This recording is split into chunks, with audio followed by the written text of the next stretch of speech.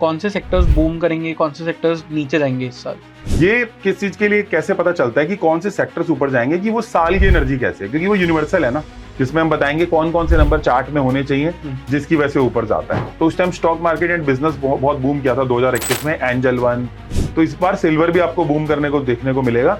So basically 2026 में हमें same trend देखने मिलेगा जो 2017 में हुआ। बैंकिंग सेक्टर बहुत बूम कर गया था नंबर 3 के अंदर। आप देखो कि आप मनमोहन सिंह का देखोगे तो 26 को पैदा होते हैं, नरेंद्र मोदी को देखोगे तो 17 को पैदा होते हैं। तो दोनों की 8 की एनर्जी है, बट वो ना जिस से बनी है उसका इम्पैक्ट आता है। अगर आपको कोई लास्ट एक चीज बोलनी है 2026 में जिसके बारे में लोगों को जो चीजें ध्यान में रखनी चाहिए, जनरल ओवरव्यू एक, तो वो क्या होगा? कौन से सेक्टर्स बूम करेंगे, कौन से सेक्टर्स नीचे जाएंगे इस साल? ठीक है, मैं बूम वाले बता देता हूँ, मुझे नीचे वाले से ज्यादा मैं बूम पे फोकस करूंगा। ठीक है, सो कौन कौन से सेक्टर इस साल अच्छे जाने वाले हैं मैं आपको बता देता हूँ।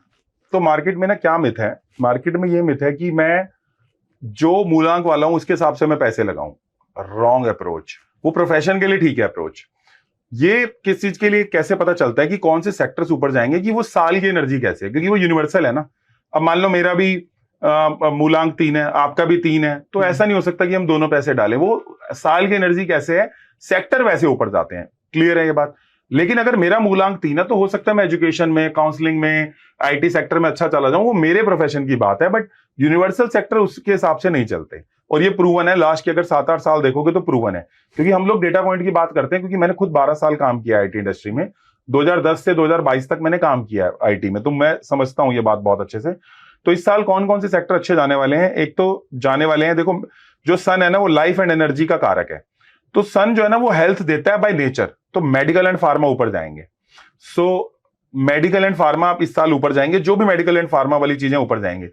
आप देखोगे कि अगले साल चूंकि ओबेसिटी बढ़ रहा है, तो बहुत सारी ऐसी कंपनी सिस्टम में एंटर कर जाएंगी जो ओबेसिटी को घटाएंगी, और वो करोड़ों रुपए की मार्केट बन चुकी है, लेकिन नेक्स्ट ईयर वो ब्लास्ट कर जाएगी। तो मेडिसिन एंड फार्मा आप लिखवा के ले लो। आज जब भी हम शूट कर रहे हैं ये 2025 में, 2026 तक आप ये देखोगे शूट कर जाएंगे। दूसरा, जो भी नेचुरल थेरेपीज हैं like Ayurveda, yoga, they will blast like anything. तो बहुत बुरे तरीके से ब्लास्ट करने वाले हैं। तो इसके अंदर आप हो सके तो आप डाल सकते हो।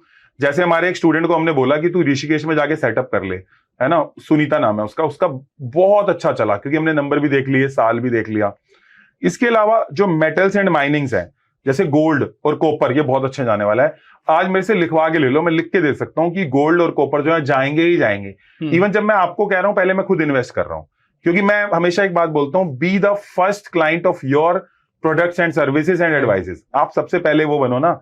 अगर आप दूसरों को कह रहे हो तो आप खुद करो। तो इसलिए मैं बोल रहा हूँ गोल्ड और कॉपर बहुत अच्छे जाने वाले हैं। इसके साथ एग्रीकल्चर बहुत अच्छा जाएगा, चाहे वो ग्रेन्स हो, क्रॉप्स हो, है ना। तो एग्रीकल्चर भी बहुत अच्छा जाने वाला है। ऑर्गेनिक फार्मिंग बहुत अच्छा जाने वाली है। टेक्सटाइल एंड डाइज बहुत अच्छे जाने वाले हैं। सो टेक्सटाइल एंड डाइज अच्छे जाने वाले हैं। और क्रिएटिविटी एंड लग्जरी सेक्टर भी बहुत अच्छे जाने वाले हैं। सो creativity sector, luxury sector, agriculture sector, textile sector, metals and mining sector. और एक जो बहुत अच्छा जाने वाला है वो मैं आपको बता देता हूं, वो है गैस, ऑयल एंड एनर्जी। बहुत अच्छा जाएगा गैस, ऑयल एंड एनर्जी। आप अपना देखो, ये मैं ऐसा नहीं कहता कि स्टॉक मार्केट की जरूरत नहीं है। सबसे पहले तो स्टॉक मार्केट आनी चाहिए ना। You need to analyze the chart. अब आपको दिख रहा है 5 साल की उसकी परफॉर्मेंस खराब है, तो आप पैसा थोड़ी लगाओगे। तो फर्स्ट लर्न, या फिर किसी सब्जेक्ट मैटर एक्सपर्ट से आप पता करो। लेकिन ये सेक्टर ऊपर जाएंगे। सो गैस ऊपर जाएगा, ऑयल ऊपर जाएगा, एनर्जी ऊपर जाएगी, एग्रीकल्चर ऊपर जाएगा, मेटल एंड माइनिंग ऊपर जाएगा, तो जाएगा ही जाएगा। और इसके लिए अगर सब लोग कहेंगे कि स्टॉक मार्केट के लिए अलग से वेबिनार करो, स्टॉक मार्केट के लिए अगर सब कहेंगे अलग से अगर पॉडकास्ट करो, तो मैं रेडी हूं, जिसमें हम बताएंगे कौन कौन से नंबर चार्ट में होने चाहिए जिसकी वजह से ऊपर जाता है। तो ये भी हम कवर अप करेंगे किस दिन, अगर सब यहाँ पे एडवाइस करेंगे। तो मैं सबको बता देता हूं, पर्सनल चार्ट के अंदर 951, अगर ये 3 नंबर आ रहे हो किसी के चार्ट के अंदर, और भी कुछ नंबर होते हैं जो हम अलग से डिस्कशन करेंगे, तो इंसान स्टॉक मार्केट में अच्छा करता है। या तो नाम से आ रहे हो या डेट ऑफ बर्थ से आ रहे हो। अगर 9, 5 एंड 1 आ रहे होते हैं ना, तो इंसान स्टॉक मार्केट के अंदर जो है ना बहुत अच्छा करता है। इसका एग्जांपल हम किसी अलग से पॉडकास्ट के अंदर लेंगे जय जी। तो मैं एक बार रिपीट कर देता हूं नंबर जो मैंने बोले हैं। Medical and pharmaceutical sector, gold, copper, natural therapies like yoga and Ayurveda, power, energy and gas, आप देखोगे oil sector, metals and mining sector, agriculture, textile and dice, creative and luxury. इसमें आप मेरे से पूछो अंकित सबसे ऊपर के 3 कौन से हैं, जो कि मैं हमेशा बताता हूं। गोल्ड ऊपर जाने वाला है, डेफिनेटली जाने वाला है, और पावर एंड एनर्जी ऊपर जाने वाला है। अगर आप ट्रेंड देखो, आप कहो अंकित सर मेरे को ना ट्रेंड बताओ, पिछले ट्रेंड्स में भी ऐसा हुआ है, तो मैं आपको पिछले ट्रेंड्स में भी ये बता सकता हूं। जब 2017 आया था तो वहां पे भी ये सब देखने को मिला था। 2017 के अंदर आप देखोगे एनर्जी सेक्टर काफी ऊपर गया था। ऐसे ही जब 2018 आया था तो 2018 के अंदर जो है ना, वो जितने भी मदर वाले ब्रांड थे, नेस्ले, अमूल, क्योंकि मदरली वो था तो वो बड़े थे। नंबर 3 में अगर आप देखोगे तो उस टाइम नंबर 3 के अंदर यानी कि 2019 में there was a rise of ICICI, HDFC bank, banking sector बहुत बूम कर गया था। नंबर 3 के अंदर आप देखो बहुत बूम किया था। तो number 3 was a year of a Jupiter. Okay, यहाँ पे सब लोग बता भी सकते हैं और आप भी अपना एनालिसिस दे सकते हो अगर आप फॉलो करते हो तो। नंबर 4 जब राहु का टाइम आया था, आपको ध्यान होगा कोरोना के टाइम में सबसे ज्यादा क्या हिट हुआ था? Medical. Okay, medical and pharma hit हुआ था, राइट जयेश जी? तो नंबर 4 में मेडिकल हिट हुआ था। अगर आप ध्यान से देखो फार्मा सेक्टर एकदम बूम कर गया था ऑल ओवर वर्ल्ड, क्योंकि नंबर 4 का साल था, राहु का साल था। अगर आप नंबर 5 का देखो तो उस time stock market and business बहुत बूम किया था 2021 में। एंजल वन, बहुत सारे वो आए थे, तो बहुत जीरोदा भी बहुत उस टाइम बूम किया था। तो बिजनेस एंड स्टॉक मार्केट जो है ना, वो आप 2021 का अगर डेटा देखोगे तो उससे पहले लोगों को लगता था कि यार ये जुआ है, but now people don't think it is a जुआ। करेक्ट, लोगों को अब समझ आ रहा है कि यार दिस इज इंपॉर्टेंट। तो उस टाइम 2021 में कम से कम नहीं तो 20-30 लाख जो है ना वो नए डीमैट अकाउंट खोले थे। 2021 का टाइम था, नंबर 5 का टाइम था, मरकरी का टाइम था।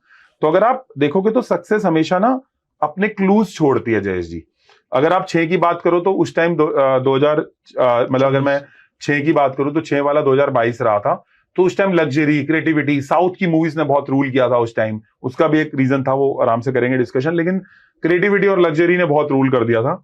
नंबर 7 जब आया था 2023 वाला साल, तो एडवाइजरी एंड मेटल बहुत बूम कर गए थे। एडवाइजरी एंड मेटल बहुत बूम कर गए थे। नंबर 8 के साल के अंदर 2024 में ऑटोमोबाइल बहुत बूम किया था, अगर आप पूरा इसका चेक करो। और ये वाला साल जिसमें हम बैठे हैं 2025 में अभी, है ना, इस साल अगर आप देखो तो मेटल एंड डिफेंस बूम किया है। क्यों बूम किया है? क्योंकि ये साल जो है ना वो मंगल का है, तो आप मेटल एंड डिफेंस को देखोगे बूम कर गया।